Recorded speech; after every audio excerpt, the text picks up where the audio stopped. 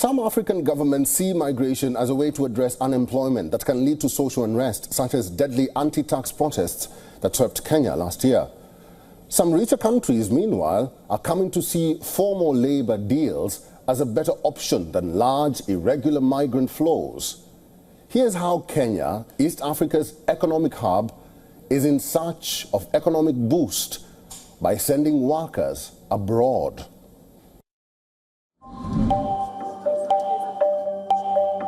They line up by the hundreds to meet recruiters at schools in provincial towns and convention halls in large cities. Some carrying advanced diplomas, others with only a primary education to their name. Each is hoping to land one of the million jobs the Kenyan government aims to fill this year in one of its most ambitious ever employment initiatives. The jobs are not in Kenya. They are in rich countries in Europe, the Middle East and elsewhere, where officials hope young Kenyans can gain skills and income that will boost the domestic economy. I've been searching for a job for 20 years and hustling, any sort of job that is hustling, that is selling vegetables, cultivating in shambas, and this chance has come to me. I'm very grateful for it. God has given this chance to go to Saudi Arabia. Sending workers abroad has been at the core of development strategies of Asian countries like the Philippines and Bangladesh for decades. But the approach has not been widely embraced in sub-Saharan Africa, where countries like Kenya have been accused by frustrated citizens of shirking their responsibility to create jobs at home. That is starting to change, as fast-aging countries around the world search for workers to keep their economies afloat. Some African nations without enough jobs for their rapidly growing populations are moving to take advantage.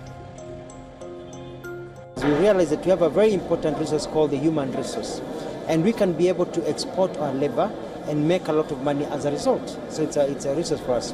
So it solves two problems for us. One, the high unemployment rate is able to be tackled because we have more people who are getting out of university with degrees, diplomas, engineers, doctors, nurses, journalists, than there are available positions to fill. For the government and job seekers alike, the logic of turning to overseas employment is simple. About 1 million Kenyans enter the workforce each year, but only a fifth find formal jobs. Work in targeted countries pays considerably more than in Kenya, and part of the income is remitted to family members at home. Nursing students in Germany, Ian Kiprono and Aisha Musa, would attest to that. So, the language. In Kenya, we learn German right from the start, but then there are the dialects here. I think dialects feel like a completely different language. It's challenging. Still, over time, you get used to it. I'm in a choir and I like singing. And there I've integrated well with other Germans, non-sick Germans, so to speak. And I like it so far. In Kenya, critics of the migration initiative accuse the government of failing to create jobs at home.